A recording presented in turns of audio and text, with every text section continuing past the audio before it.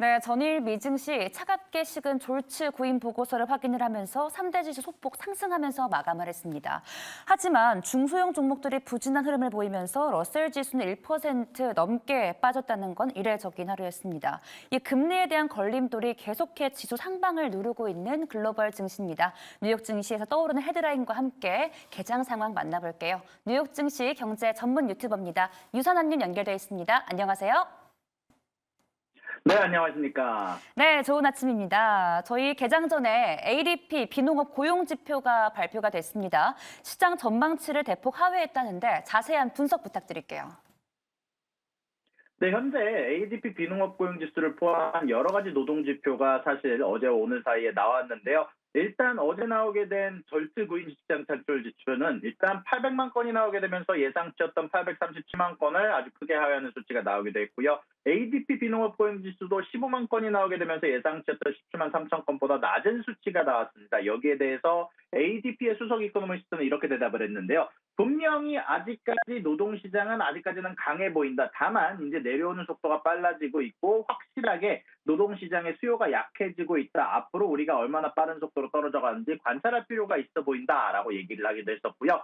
또한 이런 부분들 관련해서 모든 정방위적인 섹터에서 좀 일어나는 문제는 아니고 사실 이번에 졸트 직장 창출 데이터에 조금 더 디테일한 지표를 봤을 때는요. 레크리에이션 섹터, 예술, 엔터테인먼트 섹터에서 채용량이 굉장히 빠른 속도로 감소를 했습니다. 또한 사회복지 부문에서의 일자리채 구인 현황이 20만 건이나 감소했다는 소식도 전달이 됐는데요. 일단 엔터테인먼트, 레크리에이션 부분에서 채용 현황이 감소하고 있다는 소리는 사람들이 돈을 쓰는 곳을 선택적으로 줄이고 있는 부분들이 많이 나타나고 있는 부분들이 좀 있는 것 같고요. 그리고 이직 현황에서 전문 및 비즈니스 서비스 부문에서 13만 건에 해당하는 이직이 감소를 했는데 결국 이런 부분들이 대변을 하는 것은 결국 화이트 칼러로 대변되는 고임금 노동자들의 이직이 줄고 있고 아무래도 이런 부분들은 전체적으로 유동성이 부족한 현상들이 조금씩 뻗어나가고 있다. 그로 인해서 아무래도 전체적인 금리 인하의 시기에 대한 예상치가 좀 빨라지고 있다는 게 전체적인 채권 시장에서 나타나고 있다라고 보시면 좋을 것 같고요. 그로 인해서 현재 많은 원자재들, 특히 유가와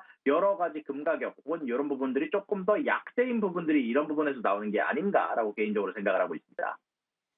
네, 금리 인하에 대한 기대감이 높아지면서 유가도 그렇고 금융 쪽에서 조금 시세가 부진한 점을 체크해 주셨습니다. 다음 기사로는요, 테슬라가 엔비디아에게 주문한 반도체를 이제 X로 돌리겠다라는 이야기를 했습니다. 그 이유가 궁금한데요.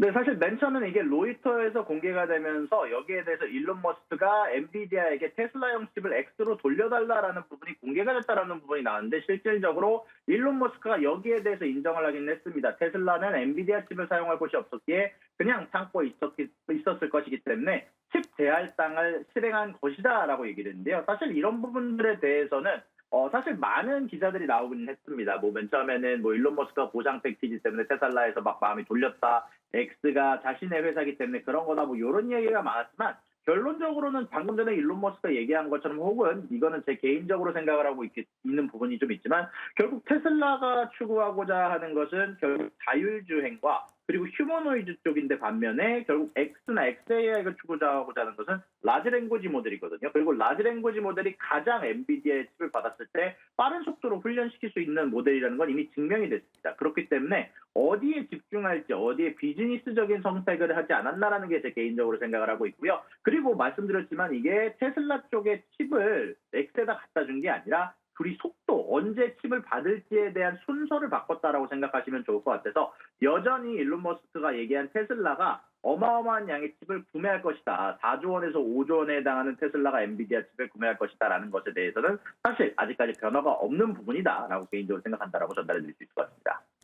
네, 일론 머스크가 어마어마한 양의 엔비디아의 칩을 구매할 것이라는 사실에는 변화가 없다라는 점 짚어주셨습니다. 또 이어서요, 미국에 이어 유럽연합도 중국산 전기차에 이 반보조금 성격의 관세를 매긴다라는 소식이 들려오고 있습니다. 어떤 내용일까요?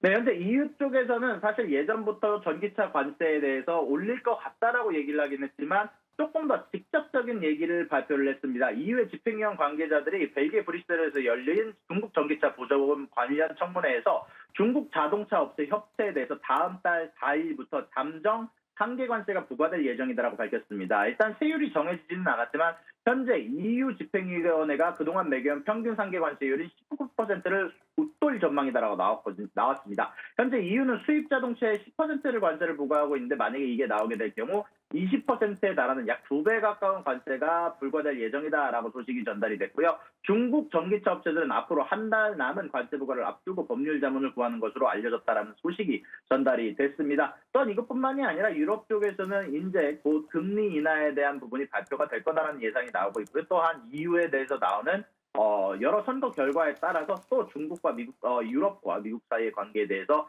여러 가지 변수가 있다는 점은 여러분들이 지속적으로 아마 관찰해야 될 부분인 것 같습니다. 네, 정말 전 세계가 이 중국의 저가 생산으로부터 자국의 산업을 보호하기 위해 정말 고군분투를 하고 있는 것 같습니다. 또 다음 기사로요. 이 모디 총리가 이번 총선에서 승리는 거뒀지만 압승은 아니었다라고 합니다. 자세한 내용 부탁드릴게요. 네, 이미 어저께 출구조사에서 압승하지 못할 것 같다라는 소식을 전달해드렸고 그날 주가가 급락하는 모습들이 있었는데 일단 정확하게 선거 결과가 나왔습니다. 인도 국민당 나렌드라 모디 총리가 속해 있는 정당이 의석수의 과반수를 확보를 하지 못했습니다. 지난 총선 때 얻은 303석보다 63석가량 줄은 240개의 의석을 차지하게 되면서 당초 목표였던 400석 이상 확보한다는 목표치에 크게 못 미치는 수준이고요. 그리고 이게 문제는 나렌드라 모디 총리가 전체적으로 여러모로 비판받는 부분 중 하나인 탄압에 관련된 부분들이 아마 악재로 작용하지 않았나라는 생각이 많이 들고 있고 문제는 이 모디 총리가 시장 친화적인 총리다 보니까 상대적으로 이렇게 과반수 의석을 확보하지 못한 게 지지율 하락으로 문제로 잡히고 있는 것으로 예상이 되고 있습니다. 네, 오늘은 시간 관계상 여기까지 이야기 듣도록 하겠습니다. 지금까지 뉴욕 증시 경제 전문 유튜버 유선남님과 함께했습니다. 고맙습니다. 수고하셨습니다.